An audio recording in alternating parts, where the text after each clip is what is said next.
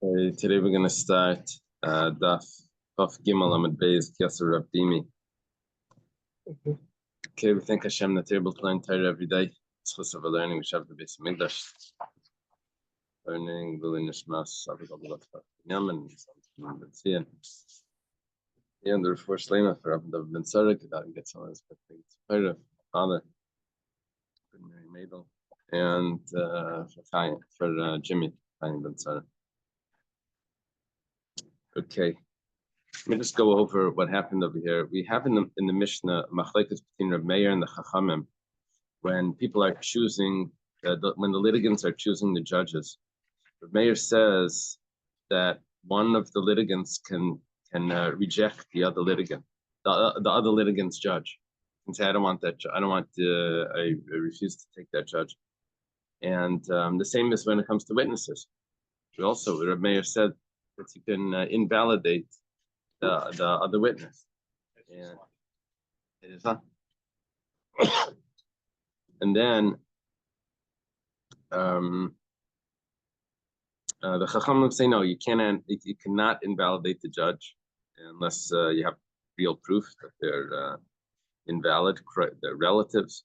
And the same is with the witnesses, you can't invalidate them. So we got into this discussion, like, how do you just invalidate them? How's that happening? What are you saying? So he said, well, first of all, we're not talking about judges that are mumchim. We're not talking about expert judges. Okay, so we're talking about just judges that were accepted. One of the interpretations before was that where the person accepted on himself that he's going to accept that judge, even though it's not even though he's not a valid judge, he's going to accept him. Okay, so that's he's going to accept that it's going to work. So Reb Meir says that you can retract from that, and the Chacham say you can't retract even after you accept. Okay, now there was a problem because there was a comparison to witnesses. Now witnesses would be basically what came out from our discussion before was that if the person would be a real expert judge, then you wouldn't be allowed to reject them. Problem is that Rameir says that you can reject witnesses. Now, witnesses are considered experts in comparison to expert judges. So any witness that's even a regular person that's kosher is considered an expert. And it seems that Rameir says that you can reject them. So that comparison isn't working. So Reish Lakish came along and said that we're dealing with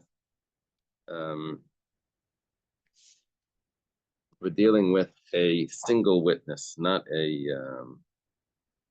two witnesses. What's the single witness doing? It says in the end, finally, after the back and forth, the Gemara says that we're talking about one witness. He's coming together with a second witness, and he's invalidating the family.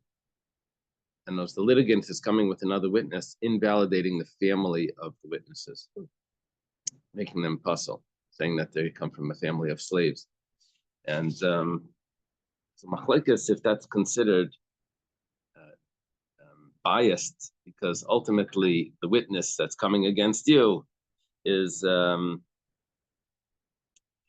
involved, right? Even though you're talking about his family, but he's still involved. Anyway, now we're holding Kiyasur Rav Dimi Amar Rav Yechanan. Going back to this machlekes between Reb Meir and the Chachamim, invalidating judges and invalidating witnesses. Says machlekes b'shtei kitei edim. We're dealing with one litigant says, I have two sets of witnesses that are going to come and testify against you. He said there's two sets. Well, the Reb Meir savar tzarich lavar. Now Rashi, it goes through. He explains it one way, and then at the end it says he believes that it should be differently. Rashi says that it's actually supposed to say the Reb Meir savar ein tzarich lavar. Reb Meir holds that this litigant that says that he has two sets of witnesses. If you want to see it there, I'll tell you in the Rashi. Go down 4 or 5 lines in the wide lines.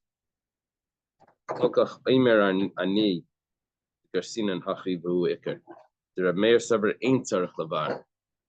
He flips it around, and then we'll have to flip something else around on the bottom. But he says that the reason why, you see, this is interesting. Because there's another set of witnesses coming. So for him to invalidate this first set of witnesses, he's not considered biased because he's going to get the other set of witnesses is going to have the same.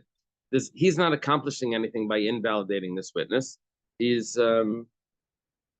has another set of witnesses that are coming, so he's not considered biased because that what he's getting is going to happen to him anyway. What's coming to him is going to happen anyway. Now the question is, do those other witnesses need to show up first before he's considered not biased? So Reb Meir holds ain't tzarich levar. That litigant doesn't need to bring his other witnesses for the first litigant to not be biased. He doesn't need to do it. Rabbanan Savri, actually we have to take out the einai now. Tzarich levar, that he's considered biased until the second set of witnesses come. Then he becomes not biased. Okay. Aval bekatachas, but if there would only be one set of witnesses, then everyone would agree that he's biased and he can't invalidate them. Kind of missed it, but the first set of witnesses were disqualified because they were relatives, or they were. He's claiming that they're relatives or whatever they are. He has a claim against him to invalidate them, but he shouldn't be believed because he's biased, right? They're coming against him. He's the litigant. So, but we're saying that because there's another group of witnesses that the guy says that he has, so he's not considered biased because these witnesses are not the ones that are going to cause him to have to pay. It's the other ones that will cause him to have to, even if these ones have to disappear. So he's still going to have to pay anyway. So that's not considered biased. They're testifying against him. Well, Amr Lefan of Rabami Rabasi. Rabami and Rabasi say this is Rabdimi in the name of Rabbi Yochanan. They say to him, I'm not sure if it's Rabbi Yochanan or to Rabdimi. What are the English? Say in front of Rabbi Yochanan. Say in front of Rabbi Yochanan. Ein shem elakatachas mal. Let's say there's only one group of witnesses. Gemara says, Ein shem elakatachas. What type of question are you asking? We just discussed this. If there's only one group of witnesses, then we said you can't invalidate them. You're biased. They're coming against you. We don't trust you about them. Ella nimtzas kachnia krev. They had a very interesting question. Let's say the guy says, I have two sets of witnesses that are going to come. Okay, so the first one, you're not biased because there's another group.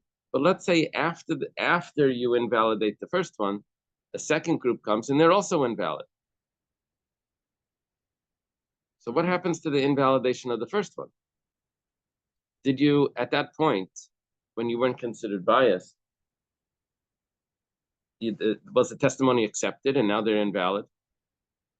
Or do we say retroactively that you were biased back then and now you're not believed what you said about them? So he's proving a bias and just generally. What we're saying is that the bias falls off if there's another group of witnesses that would cause the same ruling. Oh wow! So the Gemara says, "Amalahem." He responded, "Kvar hi'idu edem harishonim." The first witnesses already testified.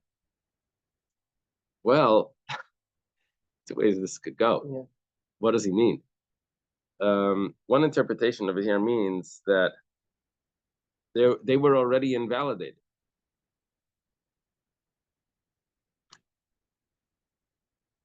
And now that you found, and so the bias is, we ignore the bias.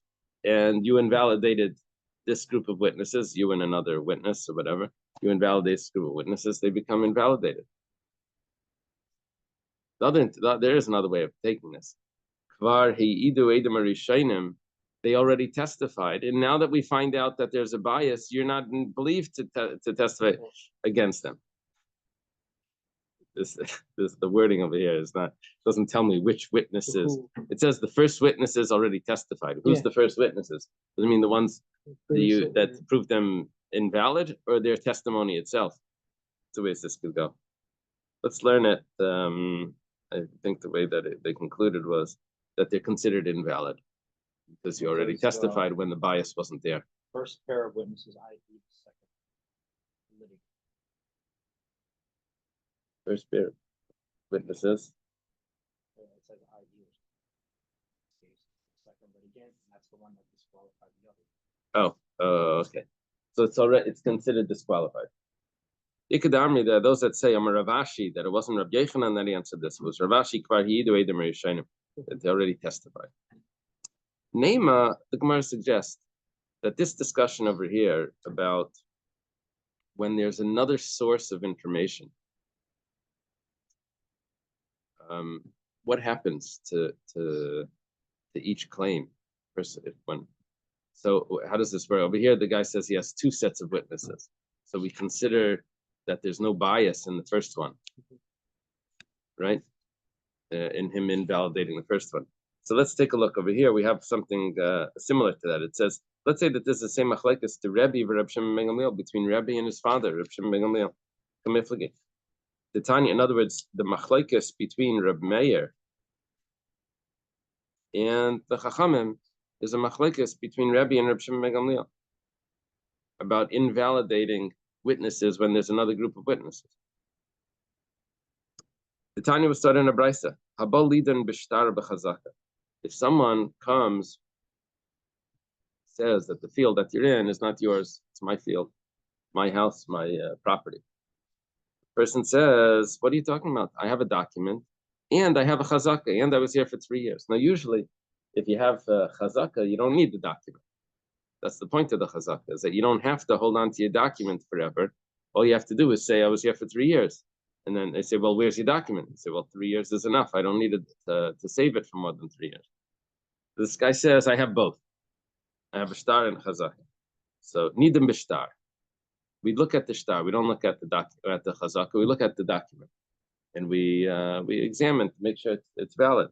Different Rebbe, that's the opinion of Rebbe. Reb Shimon ben Gamliel says, no, we look at the chazaka. We don't have to take out the document and check the witnesses and this. We just have to see, did he actually have, was he there for 3 years? We asked the question on this. You want to tell me the chazaka is better than the document? That this document won't work? The whole point of the chazaka is only if he doesn't have the document. If you have the document, then you have the best. The document is Aleimaf b'chazaka. Say also with chazaka. Reb Shimon ben Gamliel says either or.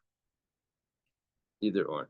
According to Rebbe, he said that we're going to look at the document.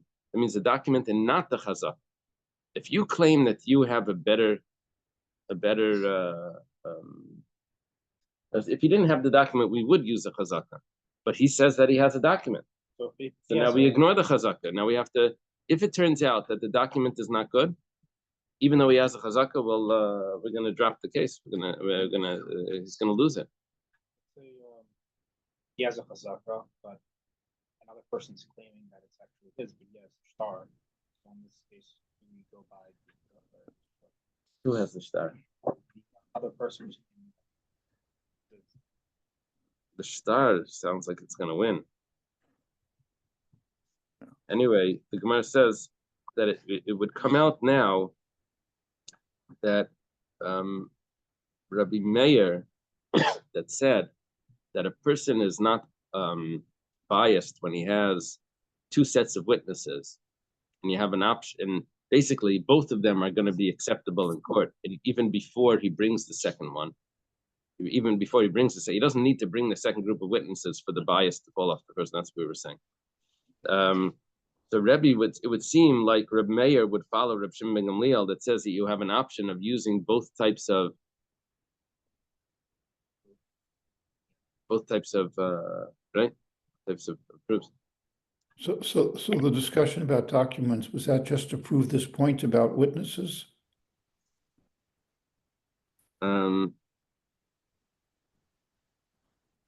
Because the discussion, it just seems to me a little odd where we ended up. The statement about document. Are you still there? Yeah, I'm here. Oh, I okay. see Chaim, just give me 1 second. I see Chaim called. Okay. Let me see if I can see what he needs. Okay, Just 1 second. Just one Sure. second. I don't know how to do this. It's complicated now because there's too much going on my phone. Let's see. I am got disconnected. Let me see. Well, they let me call while I'm. Let me text them instead. I don't know if they'll let me call while I'm on.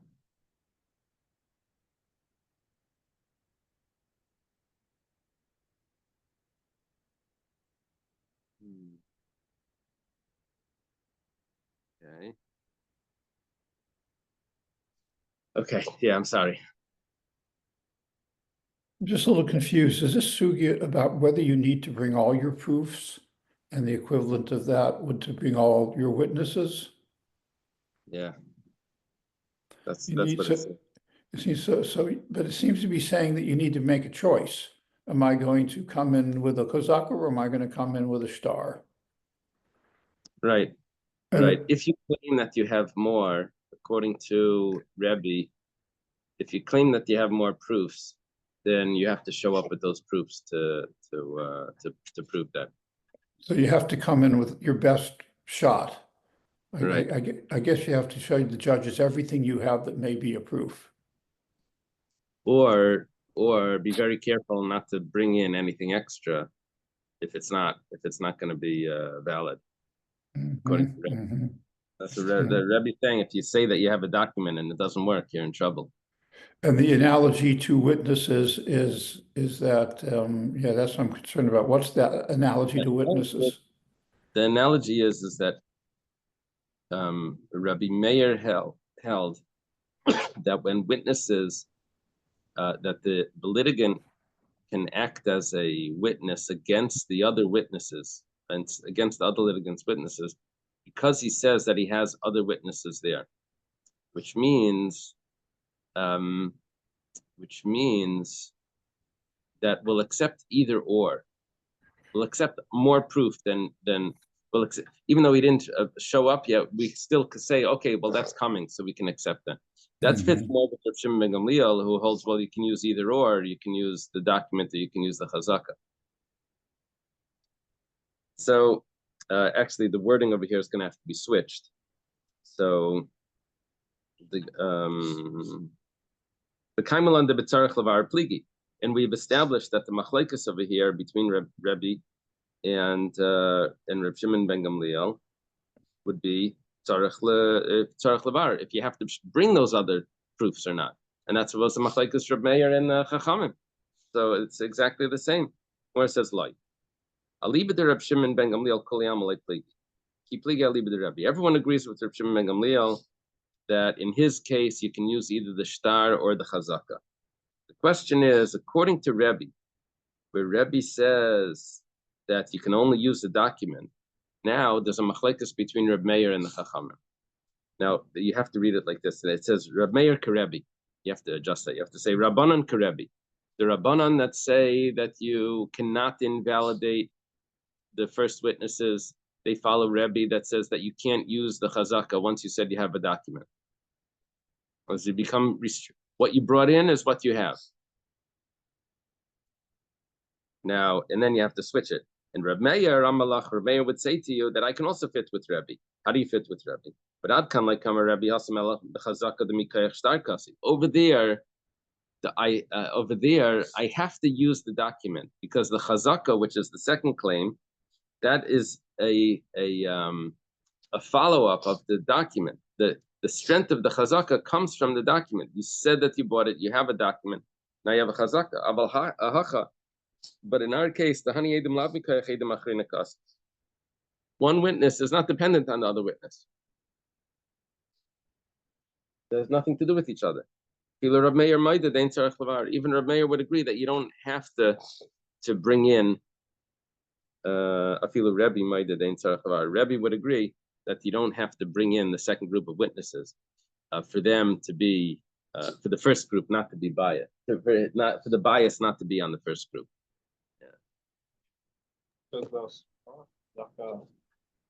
validate or not necessarily, but you could have witnesses testify even after someone has a chazaka or shtar. So Is there like any replacement? Or The chazaka can replace the star if the star is lost. But if he has the star, then the star and the chazaka are connected. Rabbi. Yeah. Does it matter that maybe he was able to get the chazaka because he had the star?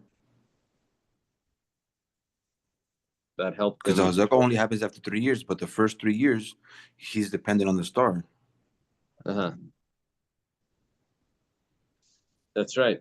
That's why that's what the Gemara means, that it's connected. spotter? Yeah. But when it comes to the witnesses, one group of witnesses is not dependent on the other group of witnesses. Okay, that was the interpretation of the machlekes according to Rav Dimi. Rav Dimi is the one of the earlier travelers from Eretz Yisrael. He brought the name of Rabbi Yochanan. Now we have Kiyasa Ravin Amar Rabbi Yochanan. Ravin came in. He said the interpretation of the machlekes Ramein Chacham and the name of Rabbi Yochanan. Reisha be'edim psulim v'dayanim ksherim. What happened is, we have two cases in the Mishnah. We have where he invalidates the dayanim, and the second case is he invalidates the edim. What Ravin is doing is putting them both together. He says he's invalidating both, but it turns out that we only conclude that one of them is correct. We can't make a verdict on the other one. In other words, when it says over here, the first case of the Mishnah is be'edim psulim. Turns out that the edim are pasul, but the dayanim, we couldn't prove that they were pasul. But because migu, since the pasli edim pasinam dayanim, since we see that he knows what he's talking about the witnesses, so we say, okay, we're gonna have to trust him now about the judges as well. I assume he's coming with another witness. It has to be right. Him and another witness are trying to invalidate the edim, and it turns out that they're correct. They were correct about the edim. Is that a classic migu? No. No. But let's take a look. We'll go further. We'll see. Seifa in the end, b'dayanim b'psulim v'edim ksherim. Turns out that we found that the dayanim were actually pasul, but the witnesses, we had nothing against them. But migu de pasi dayanim pasi nami edim. But we'll also invalidate the edim because we see that he knows what he's talking about. He got it right. Well, Maskefla Rava. Rava says, 1 second. 1 second. I can get why you would want to say that the dayanim are invalid once you say that the witnesses are invalid and that was found to be true, because it could be din achrina. You're not biased about this guy's judge because he'll get another judge. There's no limit on how many judges you can choose. You can choose one. You can choose another. There's the pool of judges you can get from anywhere, right? You can take any other judge. So therefore, he's not biased to say that I don't like your judge, and there's something puzzle about him. But the opposite, to say that because the judge is puzzle, which we found to be true, therefore the edim are also puzzle. 1 second. Va'edim suleka, but he doesn't have other edim.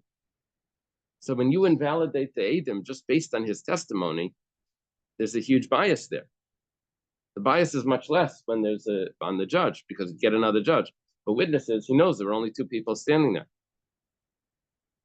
This is after someone's been charged. Yeah. It's already in court. No, they already made a ruling. Oh, 1 second. Before that, we're not up to that. If the ruling was already.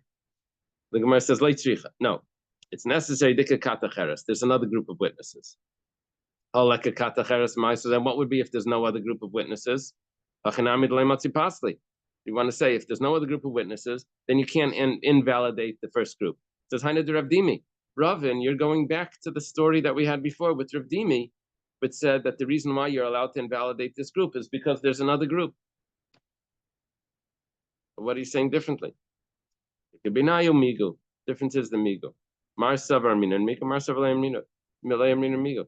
Question is, do we say migu when it comes to when we invalidated the Bezdin?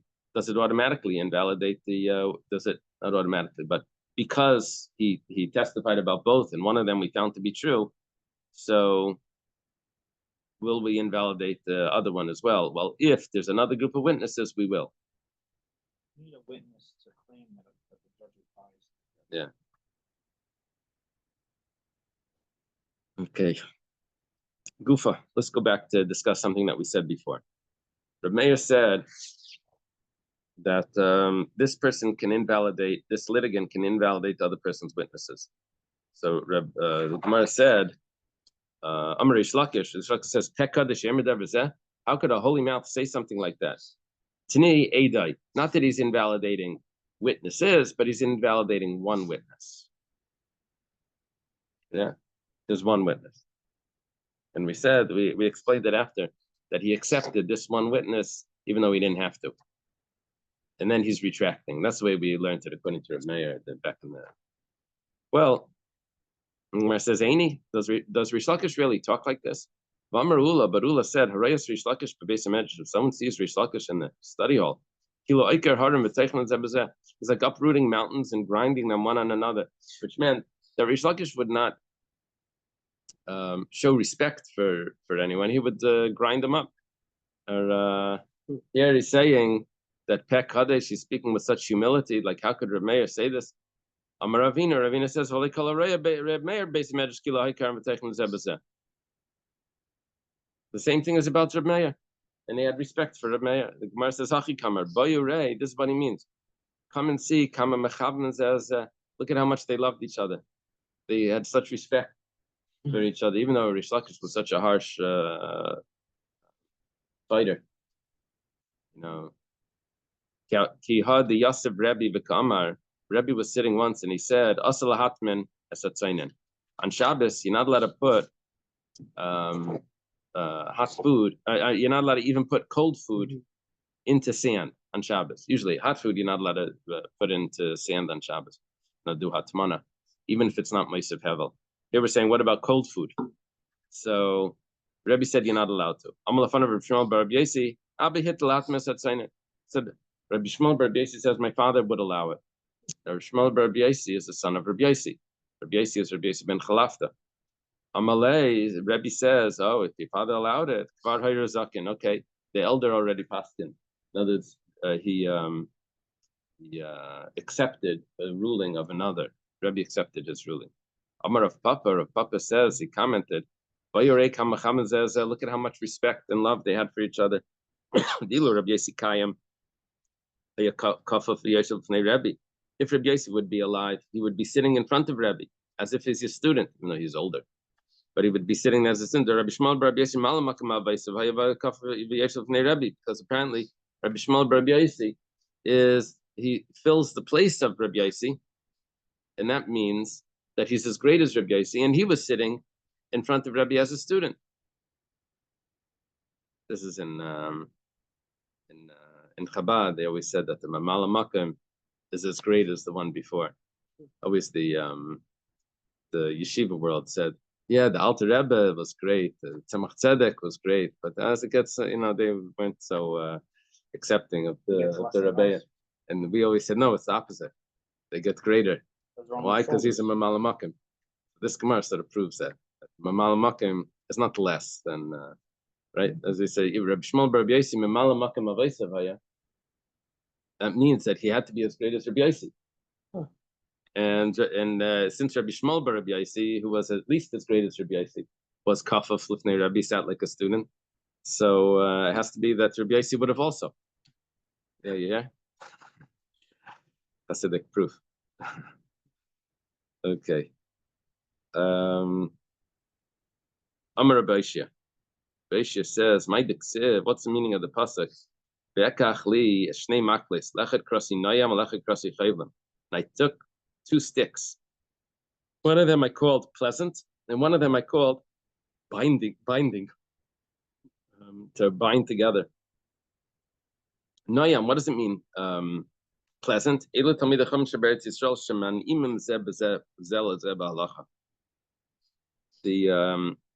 The pleasantness is talking about the sages of Israel that were pleasant to one another in halacha. Those they would support each other's Torah. And chayvlim, binders, el tamidim shebabavel shemechablim zebazebalacha. Mechablim now means that they would like bruise each other.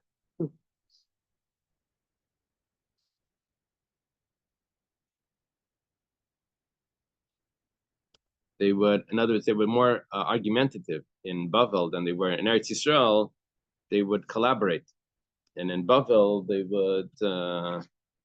In Eretz Yisrael they would collaborate. In Bavel they would fight. They would fight about it. Vayomer Elai Ela Shnei Bnei Hayitzar Ha'imdim. They said to me, these are the two Bnei Hayitzar. Yitzar is like oil or light that's standing. Ushnayim Zeisim Aleh, and there's two olives on it. Yitzar, when it says that this is the shining light, Amar Reb Yitzchak Elo Tamid Chacham Sheberetz Yisrael Shneichim Zel Lezeh Ba'alachik Shem and Zayas. They're pleasant to each other like oil, like olive oil that shines one on another, that's shining. Shnayim Zeisim Aleh, and there's two olives on it. El Tamid Chacham Shebebavel Shemerurim Zel Lezeh Ba'alachik Zayas. They're bitter to one another like olives. Yeah. Ve'esa einai.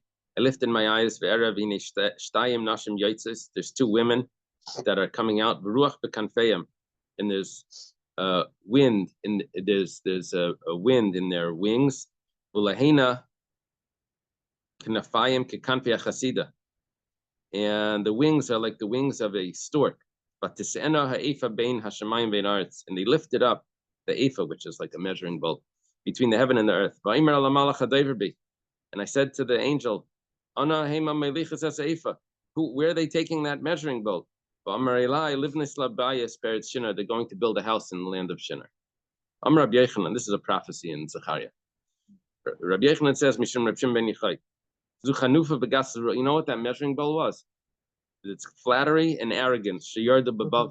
That they were taking down to Bavel. Livnais bias to build a house. They were going to put the arrogance and flattery in Bavel. The Gemara says, "Gasas ruach leBavel nachas." Arrogance came to Bavel. But the master said, "Asara kaben gasas yard l'olam." There was 10 measures of arrogance that came into the world. Tisha not le'elam. 9 of them went to Elam. V'achas kalel kulay, and 1 of them went to the rest of the world. Where's the Gemara about? It looks like it's in Kedushin. Where we have the 9 measurements of speech and 10 measurements of speech. 9 of them the women took. You remember that? Okay. Anyway, yeah. So here we're saying that it didn't go to Bavel. It says in LaBavel Nachas. Really, it did go to Bavel. But then afterwards, it moved away to Elam. Who is Elam? It's like a place, or? Yeah, I'm not sure exactly where Elam is. Somewhere in. Oh yeah, it's near Shushan. He said. Looks like it looks like Kuwait.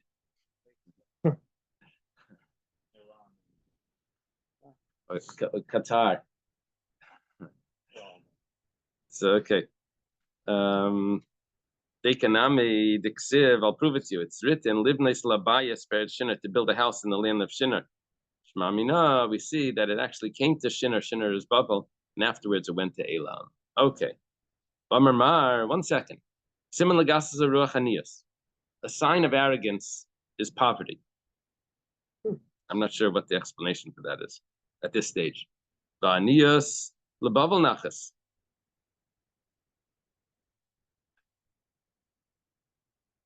And poverty came to Bavel. So, sounds like it says the sign of arrogance is poverty question.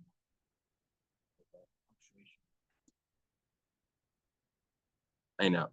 Oh, okay. Vanias Labavel Nachas is so the question mark would be right after Vamamar is poverty.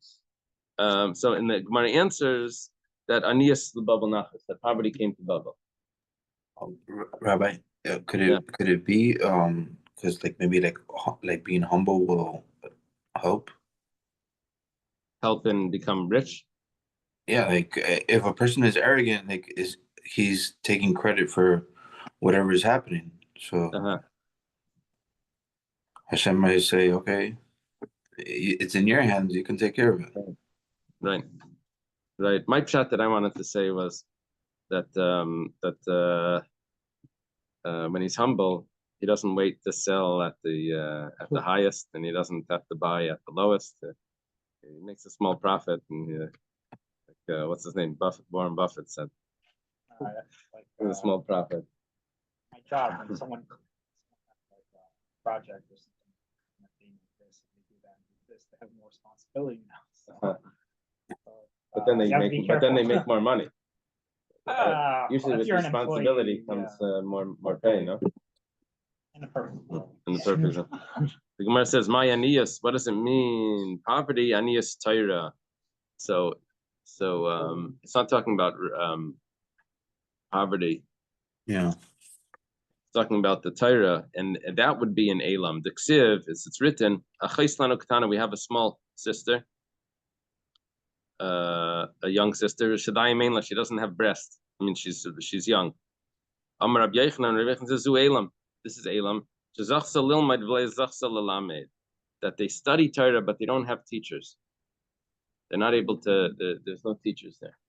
But no it's also the same with the Torah. Like if the vessel makes a difference. What do you mean? The person, the vessel. So therefore, finish off, and therefore, That's why, like, complete. They're incomplete. They don't have. They weren't able to study, right? Even though it says they studied, but they didn't have teachers, so that means that the young can't study. My Bavel, what does it mean, Bavel? Why is it called Bavel? I'm Rabbi Yochanan kebalula, b'mikra, balula, b'mishnah, balula, b'mikra, balula, b'mishnah, balula, b'talmud. It has in it, in the Talmud Bavli, it has in it Chumash, it has in it Mishnayos, it has in it the explanation of the Mishnayos, which is the Talmud. And then he says, and in darkness he made me dwell, as the those is those that have long been dead. This is Rabbi Yirmiyah says, Zu Talmud Babel. This is the Talmud of Babel. It's interesting because Rabbi Yirmiyah started off in Babel, then he went to Eretz Yisrael, but he didn't have positive things to say about his hometown. They lived in darkness. Okay. That's okay. You're okay? Yeah. Thank you. Amar Lai, we'll learn the Mishnah, yeah? New Mishnah. Amar Lai, if one of them says to the other, one litigant says to the other, Neman alai Abba. I should mention that Machshak Meshivani means that it's the light of the darkness. That in the darkness, this is what helps us in Dolos. That's the Talmud. Yeah. That's what he said for 70 years when the Jewish people went into Babylonia, when they came back, they didn't have any Torah left. They didn't know that they couldn't marry non-Jews. The Ezra had to tell them to send away your wives, your non-Jewish wives. Remember, we had that before. They didn't know how to make a sukkah. They didn't know about Rosh Hashanah. Ezra was teaching them all the basic things. And it says now we've been in Gullus for 2,000 years. Everyone knows you can't marry a shiksa. Everyone knows what a sukkah is. Rosh Hashanah. Like why 70 years to 2,000? How did they lose it? They said because they didn't have the Talmud. The learning, as we saw in Russia, it took only 70 years, and they lost everything. They didn't have the learning. You lose. It's 1-2 generations without teachers. Right. But didn't their wives? I think they sent them away. The Mishnah, yeah. If someone says to the litigant, "Neman alai Abba," don't worry. I'll trust my father to judge this case. Neman alai Avicha, I'll trust your father to judge this case. Neman alai Shleish Reyabak, we had this quoted before. I'll trust three shepherds to judge the case. Rameir says that he can retract. The Chacham say you can't retract. With the Gemara is going to give us possibilities of at which point is it going to retract. We'll see soon. Obviously, they didn't make a kinyan. If you made a kinyan, you can't retract. But is it before the verdict? Is it after the verdict? Is it, we'll see. Let's say he had to make a oath to his friend. The friend says, you know what, you don't have to make the real oath. Just promise me. Promise me by your life. It's not the full oath. A real oath would be you'd have to take a Sefer Torah or, a Chumash or something. He doesn't have to say. He says, just promise me. I'll trust it. Rameir says he can retract from that and say, you know what, I said that, but now I want to see a real. I want the real oath. Some say you can't retract. It's just strange that he's even allowed to choose those witnesses.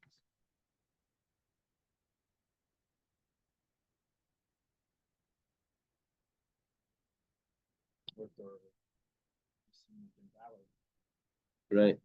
But we said that if he agrees that if they want, they can say, okay, you know what, let's flip a coin. Oh. That's what he wants to do. That seems unbiased. Right. Right. But if he can say let's flip a coin, he can say let's go by whatever this person says. Yeah. Yeah. Favor his son. He says, well, look, I trust him. I trust that he's not going to say the wrong thing. The person that agrees to that, then that's good. Oh, if both agree. Yeah, we're talking about both agree. Oh. Yeah. One of them is probably happy with it. Another one says, okay, I'll go along. And then afterwards, he says, I actually don't like that. So the Rav Meir says you could retract. The Chum say you can't. Amar Rav Dimi, braid Rav Nachman, braid Rav Yosef. Okay, we had them before up on the top of Chav Gimel. Says we're going to Kibla Bachad. We're talking about when he says that I'm going to trust him, he's going to be one of the judges, but there'll be another two judges there as well. And Rav Meir says, nevertheless, you can still retract. Amar Rabbi Yehuda Amar Shmuel, machlekes b'machalach.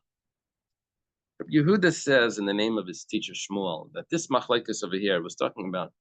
You see, the Mishnah was very vague. It didn't tell me who said this. There's a what do you call the two people in the court? The two litigants. There's the plaintiff and the defendant, right? Is the plaintiff right. the one that's making the claim? Yeah. So the plaintiff. Prosecute. The plaintiff.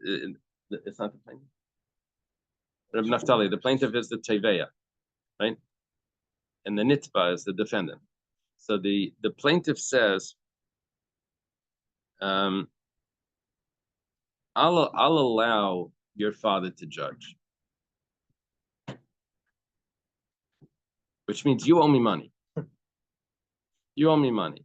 I'll let your father judge, which means that if he says that you don't, I'll forgive it. Now, forgiving is a lot easier than the other way. Okay, so it goes like this. Machlekes b'machalach. The machlekes is if the plaintiff said, I'll forgive it with whatever your father decides. Aval be'atin lach. But if it's the defendant that says, I'm going to trust your father, then everyone agrees that he could retract. In other words, you can't retract. The Chachamim say that you can't retract after you agree to let the other guy's father judge. The reason why you can't retract is because that was mechila. You were being meichel what he owes you. And mechila is very easy. Someone says, I owe you money. He said, don't worry about it. And then afterwards, you come to me, he says, you owe me money. He says, you told me not to worry about it. It's meichel. So Mechila doesn't need a kinyan? Mechila doesn't need a kinyan. Mm-hmm. And so here, when he's saying that I'll trust your father, so because it's mechila, that's why the Chachamim say that you don't have to pay it. But if he would have said the opposite, if the defendant was the one that said that I'll trust your father if I owe, and the guy says, yes, you owe, so then he says, okay, no, I don't trust your father, I retract. Rabbi Yochanan, that was Shmuel. Rabbi Yochanan says, no, It's when the defendant says, I trust your father if I owe. That's when there's a machlekes. Now, what would be by Meichalach? If the plaintiff was the one that said, I'll trust your father if you owe me money. So according to this, it would sound like the Gemara is about to ask this question, but according to this, it would sound like that everyone would agree that he cannot retract. That's what it would sound like. Yibailu, the Gemara has a question. Yatin lach machlaikas, when Rabbi Yechanan says the machlaikas is when the defendant is the one that said, I'll trust your father, but if it's the plaintiff, everyone would agree that he can't retract. Or perhaps, maybe all Rabbi Yechanan was saying that the machlaikas is by both. Because Shmuel said the machlaikas is only by machalach, only by the plaintiff, by the defendant. Everyone agree that you can retract. And Rabbi Yechanan says the machlaikas is by the defendant. What about the plaintiff? Maybe there's also a machlaikas, or maybe not. Maybe it says everyone agrees that you cannot retract. Well, Tashema. Come on, let's try to figure this out. We're looking at what's the opinion of Rabbi Yechanan when the plaintiff is the one that said that I'll trust your father. Rava says, machlekes betin lach. The machlekes is when he says etin lach. That means the defendant. Aval b'machalach. But if he says I'll trust your father, and it's the plaintiff that says it, so everyone agrees that you can't retract. Okay, that's a new opinion. We didn't have that yet. If you learn like one of those options in Rabbi Yechanan, then Rava is just following Rabbi Yechanan, which is perfect. Who would Rava be following? So it has to be. This is a proof that Rava is following Rabbi Yechanan, and it's a proof what Rabbi Yechanan says, that the machlekes is only by the defendant, but not by the plaintiff. By the plaintiff, you can't retract. Rava, the Gemara says, Rava time the nafshekam. It's not a good proof. Maybe Rava doesn't agree with anyone. He doesn't agree with Shmuel. He doesn't agree with Rabbi Yechanan. He has his own opinion. Esvei. Where's the question? Esvei Ravacha bar Tachlif or Rava. Ravacha bar Tachlif asked Rava, if someone had to make an oath to his friend.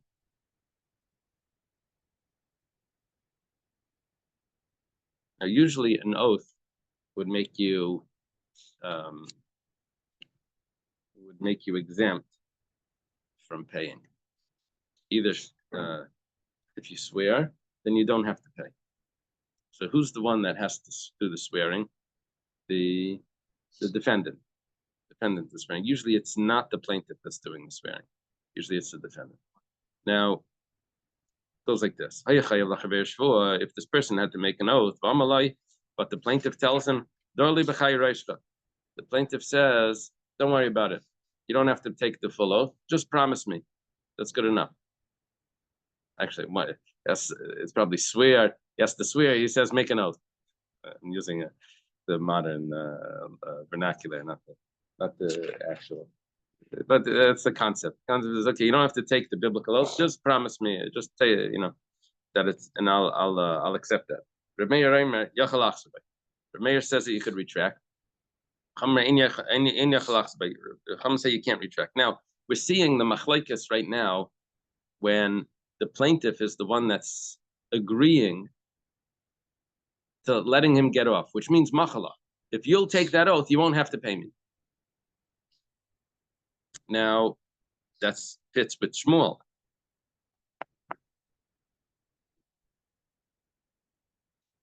Or it fits with Rabbi Yechanan, if Rabbi Yechanan would accept that. That by machalach, there's a machlekes. Because Rabbi Yechanan told us machlekes is by yetinlach, when the defendant is the one that's agreeing to this. So now we're seeing a brisa that actually goes against Rava, because Rava says that by machalach there's no machlekes. This is a kasha on Rava, very clear kasha on Rava. My love, is it not? But oisan hanishpan v'lei mishalmin.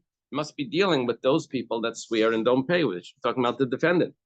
It's a regular case of machlach, and Rabba would say that there's no machlekes about this, and comes along the brisa that says there is a machlekes. The Gemara says, well, it's not so clear that that's the case. We're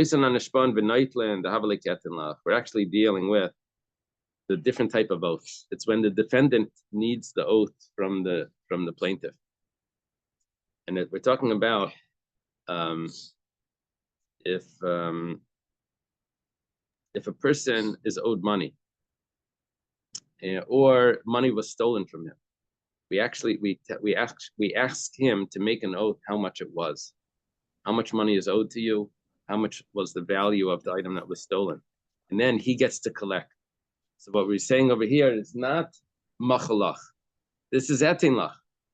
If you take the oath, I'll swear to you, I'll pay you. It's exactly the opposite. So now this fits with Rava, it fits with Rabbi Yochanan, and now we're left with a kasha on Shmuel. It's not a kasha on Shmuel because he'll learn it the other way.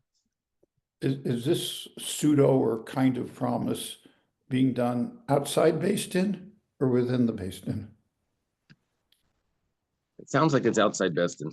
Okay. We're talking about if he can then go back and say, okay, what I told you, I'm retracting. So we'll see. There's going to be this page is a whole discussion about all of this problem, exactly this problem that you're bringing up. At what stage of this are we discussing? Utricha, I'm sorry. Reisha. 1 second. The Gemara asks, if we're dealing with etinla, then we have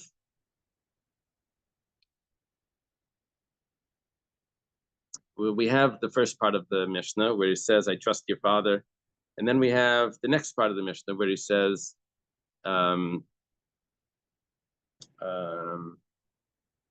he says he's supposed to swear. He says, don't worry, just make me a promise. Both of those are the same case. Why does it need to be? You see, one of the ways we could have learned the Mishnah was that we could have learned the Mishnah like this, that the first part of the Mishnah is machala. Second part of the Mishnah is etinla. And it would be telling me two parts to the Mishnah. It would be telling me two things. By the first part of the Mishnah is when I trust your father. Second part of the Mishnah is when he has to swear. The question is, when he says, you just promise me and that'll be enough, can he retract in both of those cases? But now that you're saying that both cases are etinla, so why do I need two cases in the Mishnah? So Tana Teila B'das Acherim and Tana Teila B'das Atzmai. What's going on over here is the first part of the Mishnah says that I'll trust another authority. Your father, my father, 3 shepherds. And there's a machlekes about that. But Tana Teila B'das Atzmai. And then he's also, the second part of the Mishnah is he trusts himself. I'll trust you. The tzricha. We need to have both of these cases. If he relies on someone else, Rav Meir says, okay, you could retract. He said he wasn't really accepting to pay because he didn't think that the person was going to agree to that. To paskin like him. But if he trusts the other person directly, maybe he would agree to the sages, because this is the other person's his promise himself. And if he would only say about the person making the promise, but the other Rabbanan say that you can't retract, because obviously you knew that the person's going to make the oath and you accepted it. But when it came to those 3 shepherds, or the father, or his father, maybe the rabbis would agree to Rav Meir that he could retract because he didn't know what he was going to say. So tzricha is necessary to have both of these cases. Now, what the Gemara introduced to us is that you weren't really committed to this because you didn't know what he was going to say. And that's why Rav Meir would allow you to retract. Amar Reish Lakish says, Machlekes lifnei gemar din. You're only able to retract before the verdict. But you probably see which way this is headed, and you say, no, I'm out. I don't agree to this. I don't like the way this is headed. I'm going to a different Beis Din. I never accepted your father, all of that. I had this once. A case. I get a call from a dayan in some other city. Calls up. He said, I'm speaking to this guy that came to the Din Torah, and I see which way this is headed. And is there any possibility or something that it's going to go another way or something, or else we're going to get back out of this? Something like that. Yeah. I don't know how he was going to back out. I think what he was going to do, it was that case where one of the judges had to step out of the case. So he was able. It was up to them if they wanted to continue with us or not. So at that point, he said he could walk away. That's what happened. Smart. So machlekes lefnei gemar din. That's before the verdict, where he can say he wants to back out. Aval achar gemar din, but after the judgment, then everyone would agree that you can't say I don't trust that judge. It's too late. You already got the verdict. Rabbi Yochanan says no. Lachar gemar din machlekes. Machlekes is even after the gemar din, even after the verdict. Ibailu, you have a question. What does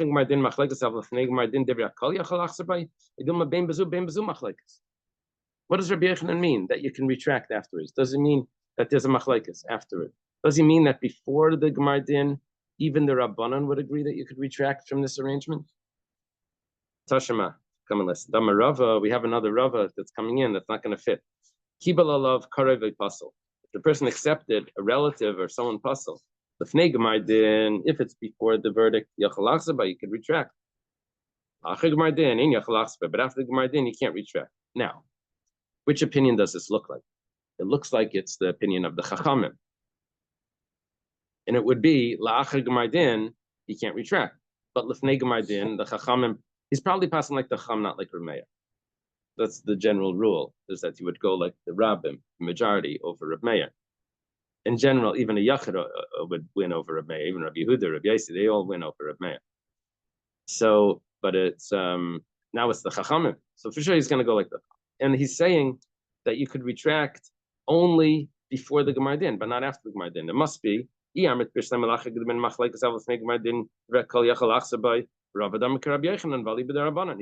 Rabbi Yochanan according to the Rabban.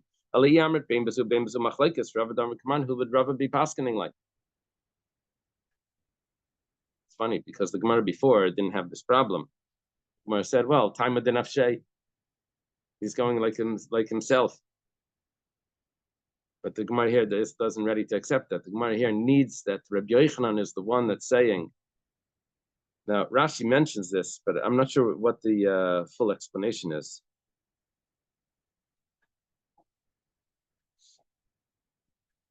Rashi's saying that he's not discussing a machlekes. Rav is giving the psak.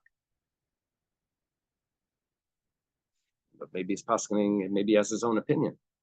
I'm not sure. Anyway, it says, Alav Shmamina. We see from this, Lachar Gdevin Machlekes, Shmamina. We see that the Machlekes is only Lachar Gemar Din. But before Gemar Din, everyone would agree that you're allowed to retract. Shalach le Rav Nachman bar Rav. Probably Rav Bar Rav Chisda. Nachman bar Rav Chisda, really? The Rav Nachman bar Yaakov. It's not Rav Nachman bar Rav. Oh, Rav Nachman bar Rav Yitzchak. The Rav Nachman bar Yaakov. Oh, that's interesting. In the Shiltis. Oh, Rabbi, I have Rav Nachman bar Rav Hizka. Yeah. On the side though, I have a comment that it's Rav Nachman bar Rav Yitzchak. The Rav Nachman bar Yaakov. I have a comment on the side from the Shiltis. Rav Nachman bar Yitzchak. It's actually, I think, a machlekes between Rashi and Tosfos and Gittin. If when it says Rav Nachman, if it's Rav Nachman bar Yitzchak or Rav Nachman bar Yaakov. Usually, I think it's clear that it's Rav Nachman bar Yaakov. I think because sometimes you have Rav Nachman bar Yitzchak asks. I think Tosfos brings that. Rav Nachman basically asks Rav Nachman bar Yaakov. Asks Rav Nachman, which obviously it's can't be Rav Nachman bar Yitzchak asks Rav Nachman bar Yitzchak. Anyway, over here we have Rav Nachman bar Yitzchak asking Rav Nachman bar Yaakov, maybe Rav Nachman bar Rav Chisda. Yilamdeinu Rabbeinu, teach us. When is this machlekes Ramei and the Chachamim that you could retract? Is it before the verdict or after the verdict? And who's the halacha like? Ramei or the Chachamim? I don't know why he has to ask who the halacha is like. Don't we have the rules? He says the halacha is that lachik mardin, and it's according to the Chachamim. That means before that, everyone will agree you could retract. No, he had a different question. He said, is the machlekes by etin lach? Is it who's the one that's agreeing to this? Is it the plaintiff or the defendant? So Shalachlei, he responded, be'etin lach machlekes. We're talking about the machlekes is by the defendant is the one that said, I'll accept it. Where you can't retract after that. So what would be by the plaintiff said, then for sure you can't retract. Right? That's what it sounds like. Besura Masnehachi, that's how they taught it in Surah. But Pumbedisa Masnehachi and Pumbedisa, they taught it the following. Amram Chanina Bashal Meshachalem Mibei Rav the Shmuel. Shiva Rav asked Shmuel, Ilamdena Rabbeinu, Lefnei Gemar Din, V'kanam Yadei Mai. What happens, Lefnei Gemar Din, if there was a kinyan? He said, "Ein lach kinyan klamot." There's a kinyan, then there's nothing you could do. The kinyan is the final word. You can't. That's the point of the kinyan, right? But the point of the kinyan is that you can't retract.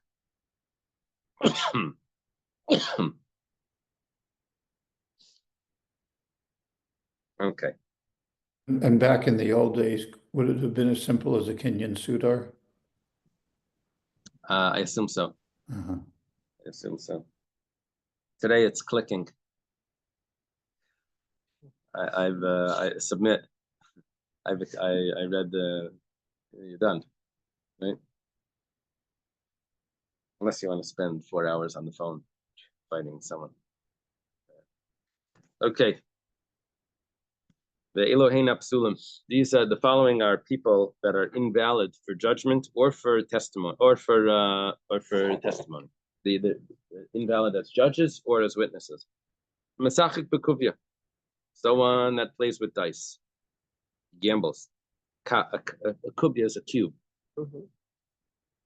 Malva Baribis, people that lend money on interest. Mafricha Yainim, people that they do pigeon racing. Seichri Shvias, and people that do business on Shemitah. Also, yeah, this is people that are invalid because of a crime. Oh. Reb Shimon says, originally they were called gatherers of Shemitah. We changed the name after the tax collectors became more common, and we started to call them Seichri Shvias, merchants of Shemitah. Rabbi Yehuda says, Masai. When do we say that these people are invalid? That they don't have a business. The only thing they do is that business. But if they do have an actual business, then they're kosher. See, the opinion over here is, let's take a look. The Gemara is going to spell it out better. Mesachik b'kuv, you might cover. What's the problem with someone that plays with dice?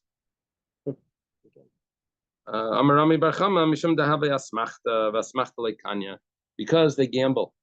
And when it comes to gambling, when you collect money, you're actually taking money that the other person never really agreed to. He was hoping to win, and that's why he agreed to that. But because he lost, you ended up taking the money, and that's asmachta leikanya. Rav Sheshes has a different reason. He says, Kol ki agavna lav asmachti. This is not considered asmachta. Asmachta is something else. Asmachta is when you were expecting to do something that you weren't able to do. But in the case where you obviously knew that it was up to luck, so this is what you agreed to. When you thought that you're going to be able to come through with something, and you said, if I don't come through, then I'll pay to double the price or something, and you were expecting to be able to do that, that's an asmachta. But when you leave things up to luck, like what it's going to fall on, it's be a number 6 or something, so that's not asmachta. That you 100% agree that you knew you're going to lose. You possibly could lose. So what's the problem now? Because you're not doing anything that's to the benefit of society. That's where people get the idea. Yeah, this is where it comes from. My benayu. What's the difference between these two? It could be nayu the gomarum nosach riti. If you have another job, you learned another job. You have another job, and you just gamble on the side. So should call 1-800 something gamble some. If you're a day trader in the stock. Oh. Yeah, why is stocks not considered gambling? Oh, wow. Well, Well, according to one opinion, is that yeshuva shalom? Does that benefit the society when you trade stocks? No, I think yeshuva shalom means that you actually do something. You know, you make something, do something positive. This is just is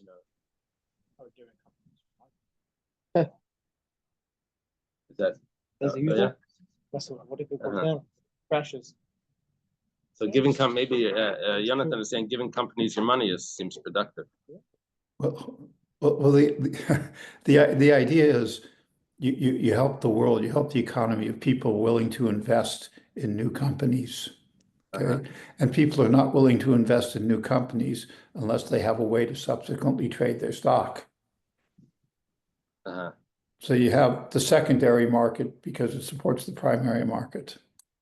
I get it. Very nice. Yitzi says, I knew he would know it. Former stockbroker for the JP Morgan outfit. Oh yeah? He works for JP Morgan? Actually, once when I was very, very young, I was in a meeting and at the Securities and Exchange Commission, and I said this for it in front of the chairman of the Securities and Exchange Commission. He got very excited about it. He said, "Oh, that's a good way to say things." President. Didn't do my career any good, but you know, I remember it.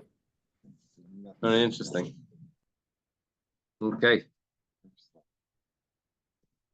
My grandmother used to sing this song about a man named William Morgan took his girl to a buffet or something. You ever heard that song? An old song. She ordered everything. Got my initials wrong. Your second. Yeah. Okay. All these funny songs. So, but the difference is if you have another job. The difference between Rami Bar Chama and Rav Sheshis. It looks like from my Gemara, it looks like the halacha is like Rav Sheshis, that it would be acceptable if you have. What do they say the halacha is in yours? You have the halacha on there? Yeah. Okay. Well, let's take a look at our Mishnah. Tnan. We started our Mishnah. Amar Rav Yehuda Emasai. When do we say that these people are invalid? Bisman shein lam naselahu. If they don't have any other profession, then ksherim, then they're kosher. Alma. Time of the mastis mishum yeshuv shaloylamu. You see, Rabbi Yehuda is explaining. Rav Sheshis has to be right. It's because he makes the difference if they have another job. It says kasha Rami Bar Chama. It's a kasha Rami Bar Chama. Where it says v'chitem pligi Rabban ala Rabbi. I have a simple answer. That's only Rabbi Yehuda's view, but the sages argue with Rabbi Yehuda. 1 second. Rabbi Shua ben Levi. Rabbi Shua ben Levi says, "Kol makim shama Rabbi Yehuda emasayu bameh." Whenever Rabbi Yehuda uses the words in the Mishnah emasai, or he says bameh, like bameh dvarim amurim, eina yel lefarish divrei chachamim. He's not arguing; he's explaining, he's elaborating, which means that the chachamim agree with him. So it's a kasha and Rami Bar Chama. Gemara says Rabbi Yechanan says in this emasai lefarish bameh lachlei. Whatever the case is, emasai, which is what we're using here, is explaining the chachamim. The kula alma emasai lefarish. Everyone agrees that the word emasai is explaining the chachamim, and if that's the case, then it's a kasha and Rami Bar Chama that says there's a problem with gambling because of asmachta, and we're seeing that the problem is not because of asmachta. The problem is only because you don't have another job. The Gemara says, Gavra Karamis. You're asking from Rami Bar Chama, you're asking from Rabbi Shua ben Levi or Rabbi Yechanan on Rami Bar Chama. So, Marsavar pligi, Marsavar lay pligi. Rabbi Bar Chama holds that they argue. He holds that Amasai is an argument. Gemara says, lay pligi, is it not a real argument over here? But Tanya, but we have a brisa.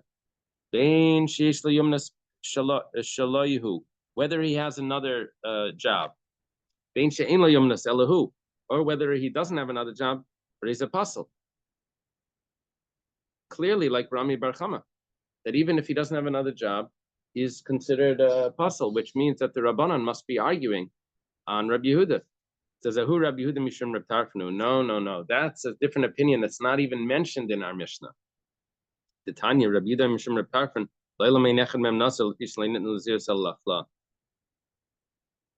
this is a Mishnah about two people are sitting and a Nazir walks by, or someone walks by. Someone says, they argue. Is the person coming a Nazir? One says yes, one says no. It says, I'll become a Nazir if he's a Nazir. So the other one says, I'll become a Nazir if he's not a Nazir. And Reb Tarfon says neither of them are a Nazir, even though one of them has got to be. And the reason is because they took it as a doubt, it's not counted. So Reb Tarfon holds that such a thing is considered asmachta, that you didn't really agree to that. And by at least by Nazirus, it needs to be hafla. It needs to be that you've expressed it openly. And so we're going to say now that Reb Tarfon would also hold this by every type of gamble as well, that you have to express it openly. That you have to say that you want to give it. If you didn't say really that you want to give it because you left it up to a gamble, to luck or something like that, then that's considered an asmachta, and that would be considered stealing, and that's why it would be possible. Malve beribis, people that borrow on interest. The problem with the people in the Mishnah is that they seem greedy. And because of this greed, we consider them that we can't trust them as witnesses or judges. People get like stock market addiction. That's what you're saying. I'm sure there is. Yeah.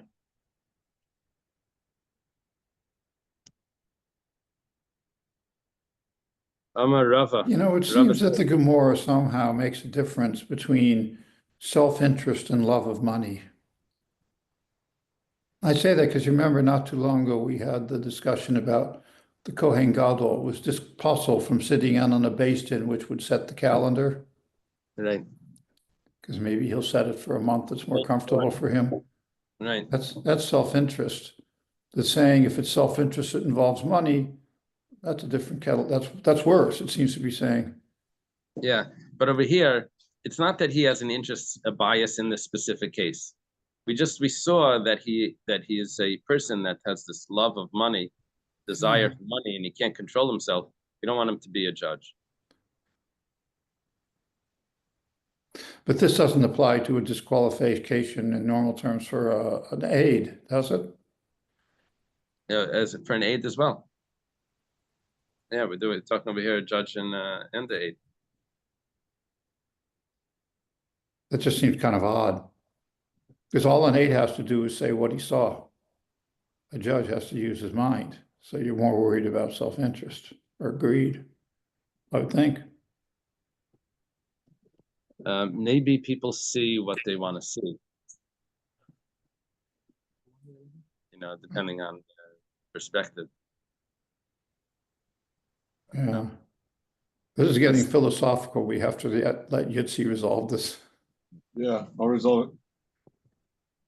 Amar Rava. Rava says, Lava beribis pasaledus. If you lend money Lava. Lava, he borrowed money. If he borrowed money on interest, he's pasal. Banantanan malva beribis. But you said a malva beribis, someone that lends money on interest. The one that borrows the money is not necessarily greedy. It's the one that lent the money that was greedy. So the Gemara says, well, milve haba beribis. What we can say is not malva. Malva is one that lends. We can say milveh, it's a loan that comes with interest. So both parties would be pasaleidas.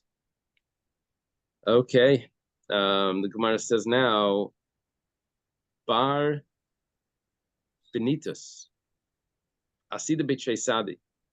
Two witnesses testified about him. One of the witnesses said that in front of me, he lent money on ribis. Another witness said, he lent the money to me with interest. Yeah. Possibly Rava Bar Benitas. Rava said, okay, Bar Benitas, you're out. We have two witnesses that said that you're invalid to testify. But Rava Dama Lava Bribis Pasaleidas, Ravali Rasha, turn around Rasha Aid. 1 second. How could this fellow testify about Bar Benitas? He was the one that borrowed the money on interest. If he's the one that borrowed the money, he's Pasaleidas. He can't be testifying. Rava didn't believe him that he borrowed the money. He only believed him that the other guy lent it. This is like the Palgina and Dibura, right? He believed him, but he didn't believe him that he himself was puzzled. Ahu tapcha the ishtakach the nafka treifasa mitusa yadi. It was a butcher that they found that there was treifas, that he was selling treifas. Paslei Rav Nachman va'avre. Rav Nachman said that he's puzzled and he removed him from the job. I have in my house that book, The City of Krakow. You know, remember that the book? It was about this this guy that was had a butcher store in Krakow, and he was very, very wealthy. He had a son-in-law that was a Talmud Chacham, and he overheard his son-in-law learning this Rush or Haggai Sashri in Chulin that says that someone that sells treifa meat, something. It turns out that this guy became wealthy because he was actually selling treifa meat.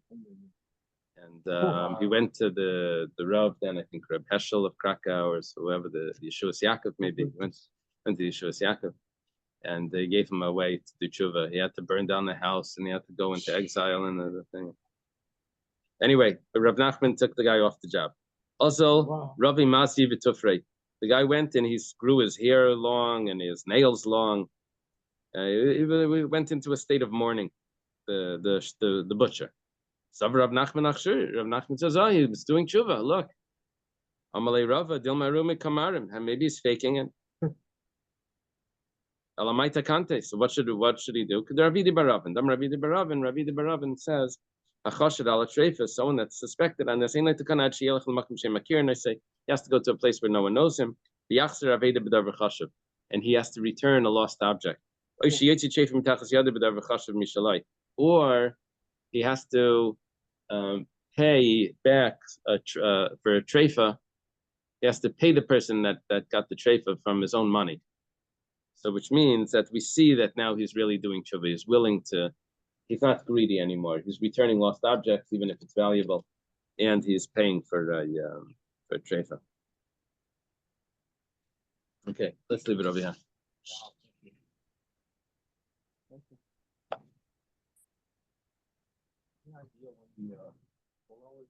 Monday night. Wednesday night. Oh, this